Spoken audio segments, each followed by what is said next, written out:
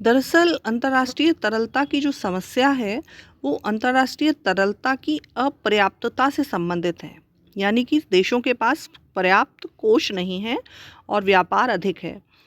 गत वर्षों में अंतर्राष्ट्रीय तरलता विश्व व्यापार की आवश्यकताओं के लिए अपर्याप्त रही है और ये माना जाता है कि ये भविष्य में भी अपर्याप्त रहेगी, क्योंकि व्यापार बहुत बढ़ रहा है। इसका कारण यह है कि अंतर्राष्ट्रीय व्यापार में जिस अनुपात में वृद्धि हुई है, अंतर्राष्ट्रीय तरलता में उस अनुपात में वृद्धि नहीं हो पाई है।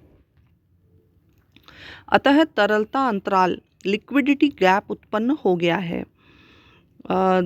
मैं आपको अगर पॉइंट वाइज बताऊं तो अंतर्राष्ट्रीय तरलता की समस्या के कुछ महत्वपूर्ण पहलू या पॉइंट्स इस प्रकार हैं। पहला, विश्व के कुल तरल कोष, स्वर्ण कोष तथा विदेशी विनिमय कोष विश्व के कुल आयातों के रूप में घटते जा रहे हैं। दूसरे शब्दों में, अंतर्राष्ट्रीय व्यापार में वार्षिक वृद्धि दर विश्व के तरल कोषों की वार्षिक वृद्धि दर की अपेक्षा अधिक रही है। ठीक है। दूसरा, विश्व में अंतर्राष्ट्रीय तरलता का असमान वितरण है। विदेशी विनिमय कोषों का 40% भाग लगभग केवल 7 देशों के पास है और इसी प्रकार विश्व के अधिकृत स्वर्ण कोष का लगभग 70% भाग 7 देशों के पास है। और वर्तमान में स्वर्ण कोषों का अधिकांश भाग तेल निर्यातक देशों में केंद्रित होता जा रहा है, क्योंकि तेल सभी देश खरीदते हैं, तो ओपेक देश जो हैं तेल निर्यातक, वो संगठित होकर वो भाग ले रहे हैं। तीसरा है, विश्व के देशों में जो कुल स्वर्ण उत्पादन होता है उसका अधिकांश भाग औद्योगिक उत्पादन क्रियाओं में तथा निजी कोषों में चला जाता है। फोर्थ है, स्वर्ण की अधिकृत कीमत और बाजार की कीमत में पर्याप्त अंतर रहा है। तो कई बार विभिन्न देशों द्वारा अंतर्राष्ट्रीय तरलता में वृद्धि के कुछ सुझाव दिए गए या कुछ योजनाएं प्रस्तुत की गई और ये कहा गया कि इन सब योजनाओं से अंतर्राष्ट्रीय तरलता में वृद्धि होगी। पहली योजना है राय हेरल्ड की स्वर्ण पुनर्मूल्यन योजना। ठीक है। हेरल्ड के अनुसार, एक अर्थशास्त्री हुए हैं हेरल्ड के अनुसार अंतर्राष्ट्रीय तरलता की समस्या का मुख्य कारण स्वर्ण की अपरिवर्तित कीमत है।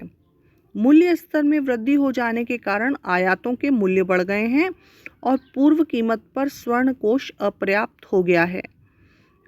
इसलिए उनका सुझाव था कि स्वर्ण के मूल्य में 100% वृद्धि की जाए और या डॉलर का 50% अवमूल्यन किया जाए, लेकिन इसको अव्यावहारिक समझकर इसको स्वीकार नहीं किया गया।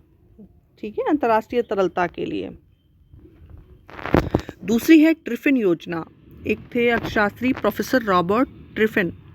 उन्होंने कहा कि मुद्रा कोषों का अंतर्राष्ट्रीयकरण करके अंतर्राष्ट्रीय मुद्रा कोष को एक अंतर्राष्ट्रीय केंद्रीय बैंक बनाया जाए। समस्त राष्ट्रीय केंद्रीय बैंक अपनी स्वर्ण निधियां इस अंतर्राष्ट्रीय केंद्रीय बैंक के पास रखेंगे और यह अंतर्राष्ट्रीय साख का सृजन करेगी, जिसके द्वारा भुगतान की व्यवस्था होगी और ये जो भी है केंद्रीय बैंक, ये कोष एक अंतर्राष्ट्रीय समाशोधन गृह का कार्य भी करेगा।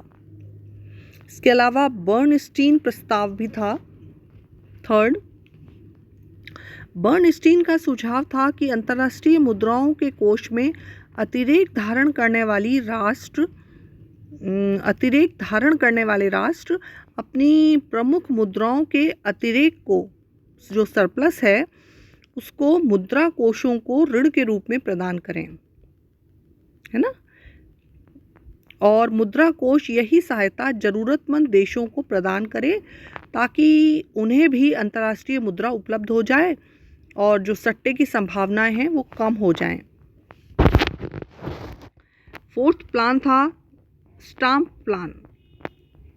इस योजना के अनुसार अंतर्राष्ट्रीय मुद्रा कोष एक निश्चित मूल्य के प्रमाण पत्र जारी करेगी।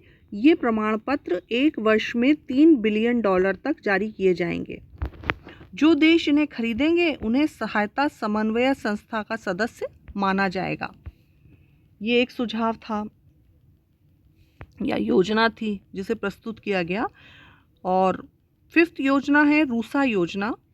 एक अर्थशास्त्री हुए रॉबर्ट रूसा, उन्होंने ये प्रस्ताव रखा कि अंतर्राष्ट्रीय तरलता की पूर्ति में वृद्धि करने के लिए एक और तो स्वर्ण की पूर्ति बढ़ाई जाए तथा दूसरी ओर नवीन विनिमय कोष बनाए जाएं।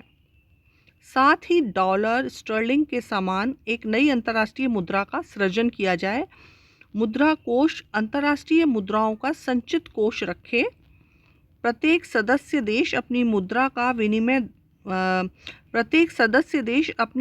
की विनिमय दर को स्थिर रखेगा और संचित कोष में मुद्रा देकर मूल मुद्रा या आंतरिक मुद्रा प्राप्त कर सकेगा। और अंतिम सुझाव जो दिया गया वो ये था कि प्रोफेसर मीड ने दिया था, ये MEAD मीड, प्रोफेसर मीड का सुझाव था कि अंतर्राष्ट्रीय मुद्रा कोष का पुनर्गठन किया जाना चाहिए। इसका सिद्धांत परिवर्तनशील विनिमय दर होना चाहिए।